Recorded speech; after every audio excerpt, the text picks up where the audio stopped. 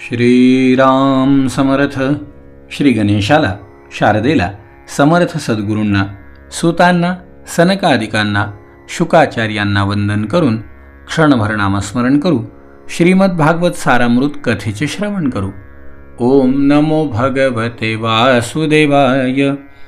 ओम नमो भगवते वासुदेवाय. ओम नमो भगवते वासुदेवाय. ओम नमो भगवते वासुदेवाय. ओम नमो भगवते वासुदेवाय. गोपाल कृष्ण भगवान की जय. सच्चिदानंद रूपाय विश्वोत्पत्त्यादि हेतवे तापत्रय विनाशाय श्रीकृष्णाय वयं नमः. श्रोते हो नमस्कार. शुकाचार्य राजा परीक्षितीला सांगतायत, राजा, भगवान गोपाल कृष्णांनी प्रमुख 8 राण्यांशी विवाह केले. यानंतर भगवान श्रीकृष्णांच्या अशा आणखीन हजारो स्त्रिया होत्या. ह्या स्त्रिया भौमासुराला मारून त्याच्या बंदीगृहातून त्यांनी त्या सुंदरींना सोडवून आणलेलं होतं. हे ऐकल्यावरती राजांनी हात जोडले आणि राजा म्हणाला, यथाहतो भगवता भौमो येन च ताः स्त्रियः. ज्या भौमासुराने त्या स्त्रियांना बंदीगृहामध्ये कोंडून ठेवलं होतं त्याला श्रीकृष्णांनी कसं मारलं? त्या शारंग धनुर्धारी श्रीकृष्णांचा तो पराक्रम आपण मला सांगा. हे ऐकल्यावरती शुकाचार्य म्हणाले, राजा, इंद्रेण ऋतच्छत्रेण ऋतकुंडलबंधुना ऋतामराद्रिस्थानेन ज्ञापितो भौमचेष्टितं सभार्यो गरुडारूढ प्राग्ज्योतिषपुरं ययौ. राजा, वरुणाचे छत्र, अदितीचे कुंडल आणि मेरू पर्वतावरील देवतांचे मणिपर्वत नावाचे स्थान या भौमासुराने देवांकडनं हिसकावून घेतलेले होते. साहजिकच आहे, देवांचा राजा इंद्र या गोष्टीमुळे चटपटला. त्याच्या लक्षात आलं की आज आपल्यावरती ही वेळ आली आहे, आणखीन काही काळाने हा भौमासूर आपलं स्थान हिरावून घेईल.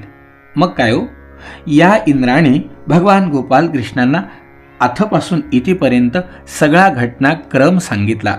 तेव्हा भगवान गोपाल कृष्ण सत्यभामेसह गरुडावर स्वार होऊन भौमासुराची राजधानी प्राग्ज्योतिषपुरामध्ये गेले. राजा, प्राग्ज्योतिषपुरामध्ये प्रवेश करणं अत्यंत कठीण होतं. का? कारण तिथे 4ही बाजूंनी डोंगरांची रांग होती. त्याच्या आत शस्त्र लावून ठेवलेली होती. त्याच्या आत पाण्याने भरलेले खंदक होते. त्याच्या आत अग्नी पेटवलेले खंदक होते आणि त्याच्याही आतल्या बाजूला प्रचंड वारा वाहणारा एक अतिशय महाकाय तट होता. त्याच्या पुढे मूर नावाच्या दैत्यानी या प्राग्ज्योतिषपूर नगराच्या 4ही बाजूंना 10,000 भयंकर आणि घट्ट असे फास लावून ठेवलेले होते. श्रीकृष्णांनी गदेच्या प्रहारांनी सगळ्यात पहिल्यांदा डोंगर फोडून टाकले आणि शस्त्रांची तटबंदी बाणांनी छिन्न विच्छिन्न करून टाकली. सुदर्शन चक्राने अग्नी, पाणी आणि वायूचे तट उद्ध्वस्त करून टाकले आणि या मूर दैत्याने लावलेले फास भगवंतांनी तलवारीने तट तट तट तट तोडून टाकायला सुरुवात केली. यंत्र आणि वीर पुरुषांची हृदय शंखनादाने विदीर्ण करून टाकली. शंखनादेन यंत्राणि हृदयानि मनस्विनां प्राकारं गदया गुर्वा निर्भिभेद गदाधरः. नगराचे कोट गदाधर भगवंतांनी भारी गदेने उद्ध्वस्त करून टाकले. भगवंताच्या पांचजन्य शंखाचा आवाज प्रलयकालीन विजेच्या कडकडाटाप्रमाणे होता. भयंकर आवाज ऐकून 5 डोक्यांचा मूर दैत्य झोपेतून जागा झाला आणि पाण्यातून बाहेर आला. त्रिशूलमुद्यम्य सुदूरनिरीक्षणो. तो दैत्य प्रलयकालीन सूर्य आणि अग्नी यांच्यासारखा प्रचंड तेजस्वी होता. तो इतका भयंकर होता राजा की त्याच्याकडे डोळे वर करून पाहणे सुद्धा कठीण होते. त्यांनी त्रिशूळ उचलला आणि साप गरुडावर तुटून पडतो त्याप्रमाणे तो भगवंताच्या अंगावरती धावला. त्यावेळी असं वाटत होतं की जणू काही आपल्या 5ही मुखांनी तो त्रैलोक्याला गिळून टाकतो की काय.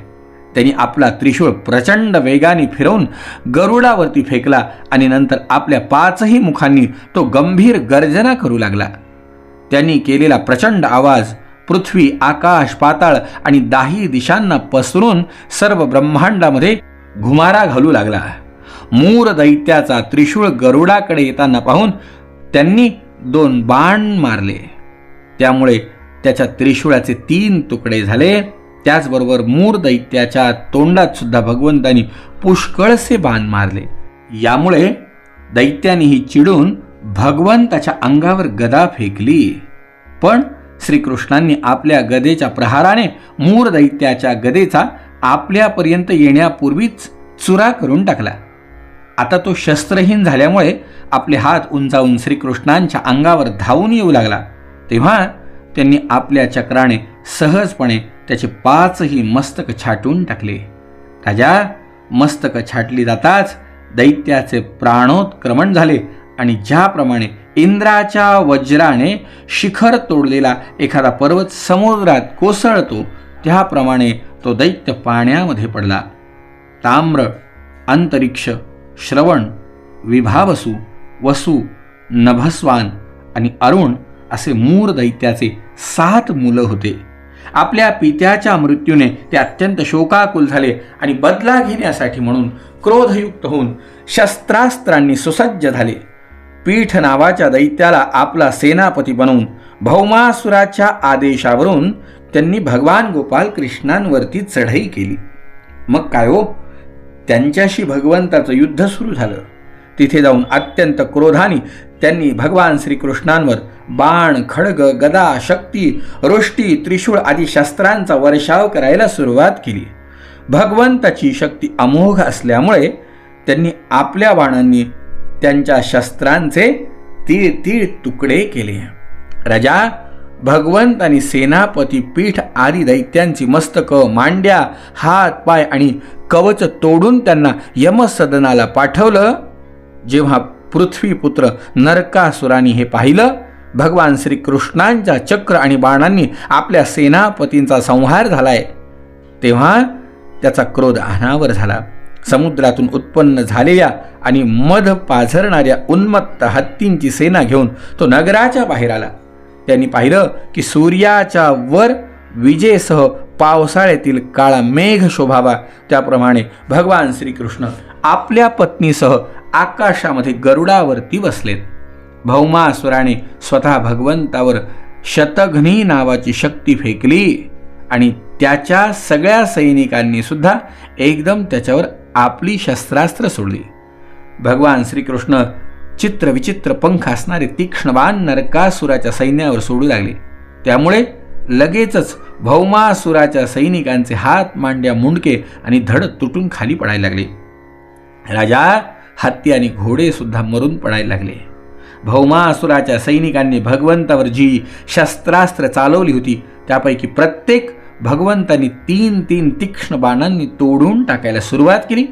त्यावेळेला श्रीकृष्ण ज्या गरुडावर बसले होते तो आपल्या पंखांनी हत्तींना मारित होता.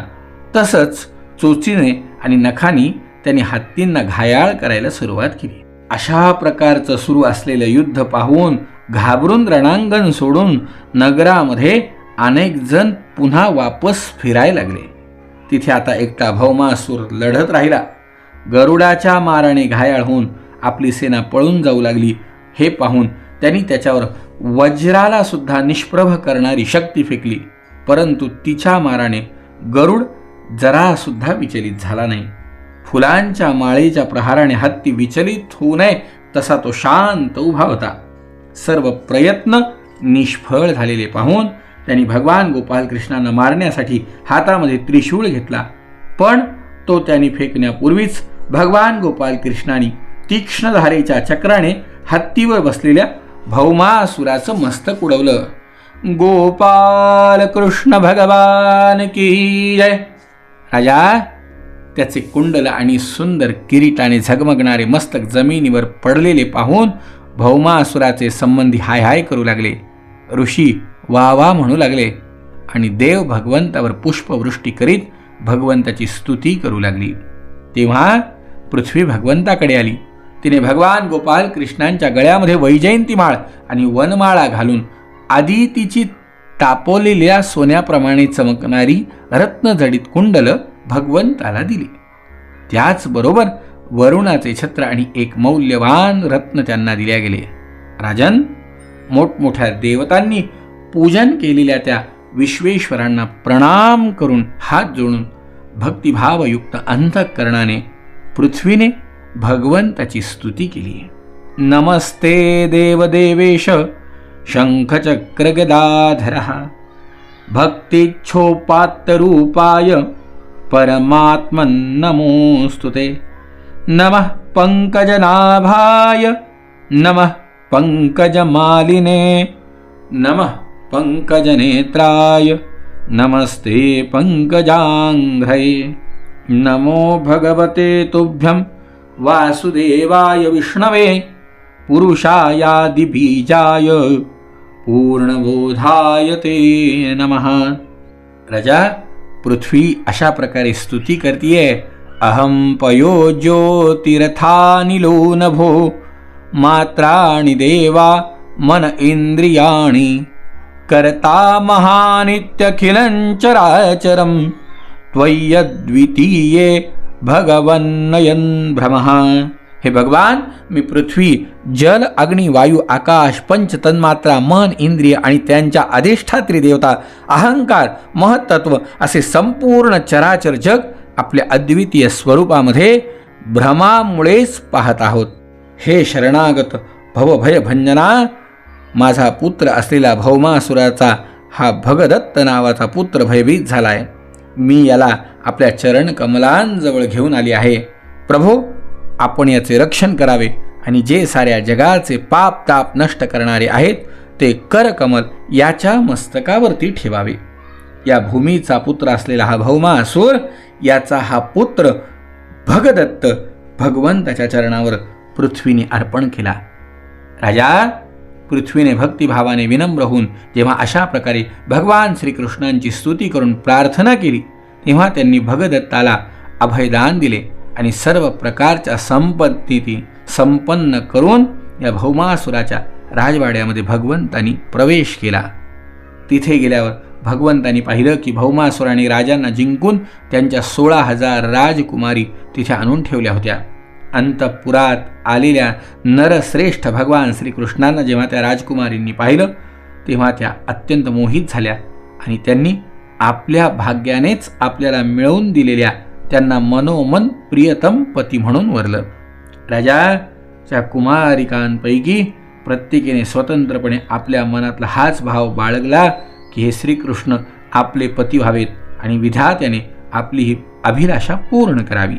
तेव्हा भगवान गोपाल कृष्णाने त्यांना सुंदर सुंदर वस्त्र परिधान करून पालख्यात बसवून द्वारकेला पाठवलं आणि त्यांच्याबरोबर पुष्कळसं धन, रथ, घोडे तसंच अपार संपत्तीही पाठवली. ऐरावताच्या वंशात जन्मलेले अत्यंत वेगवान 4 दात असलेले शुभ्र असे 64 हत्तीसुद्धा भगवंतांनी तिथून द्वारकेला पाठवले. यानंतर भगवान गोपाल कृष्ण आपल्या पत्नीसह अमरावतीला इंद्रभुवनामध्ये गेले. तिथे देवराज इंद्राने पत्नी इंद्रायणीसह सत्यभामा आणि भगवान गोपाल कृष्णांची पूजा केली. जेव्हा भगवंतांनी अदितीची कुंडल इंद्राच्या ताब्यामध्ये दिली. इंद्राणी भगवंताचं स्वागत केलं. भगवंताला काही काळ स्वर्गामध्ये राहण्याची विनंती केली. इंद्राच्या विनंतीवरून भगवान गोपाल कृष्णांची स्वारी सत्यभामेसह त्या इंद्रपुरीमध्ये स्वर्गामध्ये राहती झाली. राजा, कालांतराने भगवान तिथून परत आले आणि कशा प्रकारे घटनाक्रम घडला उद्याच्या चरित्रामध्ये श्रवण करू.